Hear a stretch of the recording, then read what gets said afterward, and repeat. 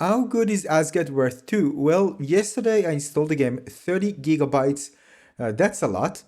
On my Quest 3. In this video, I'm going to give you my first impressions of the game.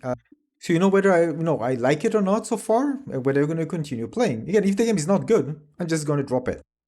Now, although I have the Quest 3 512 gigabytes, so I don't really need to worry about space, although I uninstalled a few apps because I'm going to record lots of videos, I'm going to share my review later on. So I just wanted to make sure that I have enough space, but again, having the 512 gigabytes Quest 3 means you can even have it installed and not worry at all about anything. Now, this is one of those games that you know from the very start that is high quality game. Follow the thread around there. Watch as it veers left. Now, the game gives you the options when you start to learn the basics. If you haven't played the first one, you can learn both the controls and you can also learn about the story. Can I give you a quick run over the story so you will feel completely disconnected if you haven't played the first one and you're just going to jump into the second one.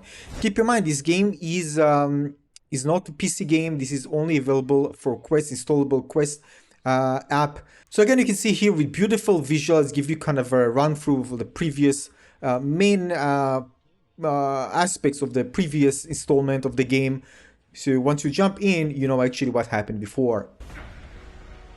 And you abetted the escape of a schemer.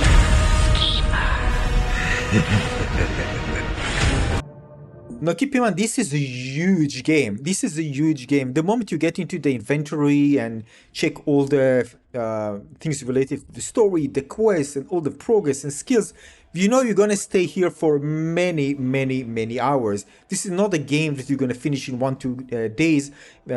Although there's also some aspect of the give you extra replay value. This is a game that you're going to spend a lot of time in. And basically, I'm preparing to spend definitely more than a week or two on this game, even more. Again, it all depends how much time you're going to spend each day, but it's a huge game. Now, the game is story-based. You can choose the difficulty, by the way. There are 3 difficulties. You can choose if you want something that is easier, like you just intend to go over the story and you really don't want really changing combat. You can choose the easiest one, or you can go with something balanced, or choose something that is going to be much more challenging for you. And of course, there's combat, lots of melee combat, and other cool stuff. But as you can see, I got my sword, and I start learning how to hit.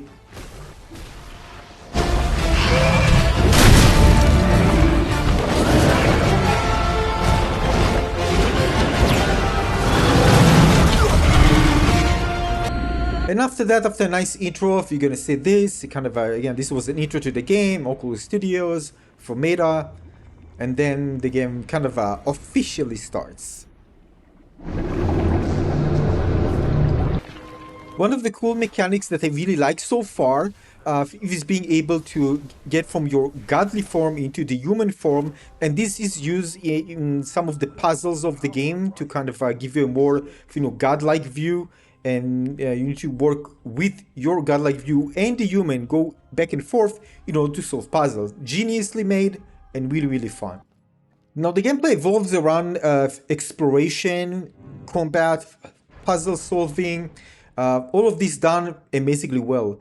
One important thing, probably one of the most important thing to note here, if you're kind of dislike games that feel discomfort, there are different ways to actually experience this, and also accessibility. One way is to have your narrow field of view when you are moving. The one is just completely immersive without even the HUD that you see at the bottom, and one is just showing the HUD without actually needing to see the narrow field of view when you're actually moving, to reduce motion sickness or not, depends on how comfortable you are in VR. And the other thing regarding accessibility, it's more like, comfort in doing things in VR. It's done effortlessly. This means that when you are hitting, when you are jumping or climbing, everything was done to make it as simple as possible for you, for some aspect if you desire. For example, hitting with the sword really doesn't take lots of effort. You still need to do a certain movement that suggests this is a hit and not just movement of the sword. Climbing, for example, a ladder, you can just hold it and it will automatically teleport you down, or you can just go and do it manually. It's up to you. There are 2 options for you. And if you are climbing, for example, on a ledge, you can just hold it and just flick with your hand a little bit and you're up. You don't need to do really lots of, stressing movement physically in order to do it, which is like that in many other VR games. In some cases it's appropriate, but this game is a long game. You're going to spend so many hours in. You really don't want to really get tired in such a game, right? So they made it so it's very, very responsive and, kind of a seamless to move, fight and all this stuff. You don't really need to put lots of effort into it. And trust, in this game, we're going to breaking lots of stuff. We're going to fight a lot. It's going to be intensive. So again, it feels very responsive. This is, by the way, what I talked about when you kind of, you can turn into a god form and back in order to solve puzzles. So for example, here, if I want to change and move to my god form, whoop, and I'm on top of the area. Now I'm huge, I'm looking at the top, and then it allows you to observe and do some interactions with different elements in the game, from like, I'm big, I'm God now, I can really look everything from above, I can grab things that otherwise I couldn't. And once I'm able to solve something, I can get back to my human form, to get to the human form, and then continue the interaction. And there's lots of things to discover using that in certain areas where it's available.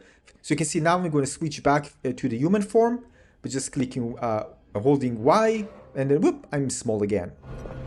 Again, this type of core idea is not really something new, right? There are many games where you need to interact with certain two characters in order to solve something, so this is kind of similar, but it's really done amazingly well. Now, in terms of story, you're going to meet really interesting and diverse set of characters with really beautiful voice line and music. Everything just comes so well together when it comes to storytelling. Though he seemed quite displeased with you.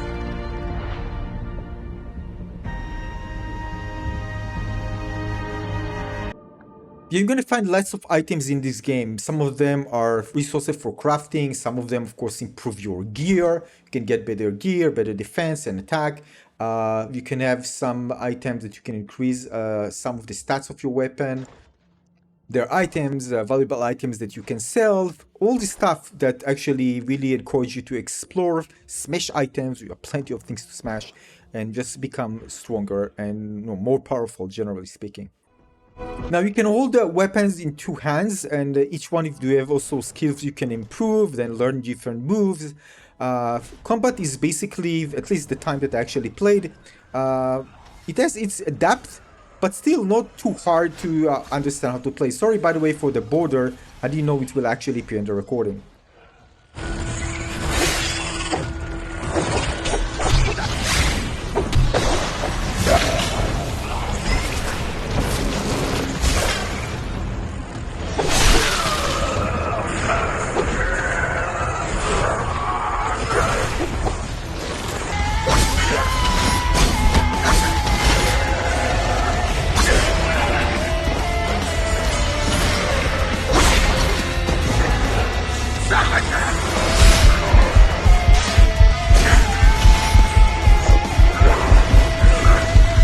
Now there are lots of different options. You can deflect, you can throw your weapon, retrieve it back, you can stop the weapon in the air and retrieve it back, or just direct this direction to a different location. There are also lots of things in the environment, like here, for example, like traps. In some of the fights you can actually trigger some exploding items that you can use to your advantage, and so on.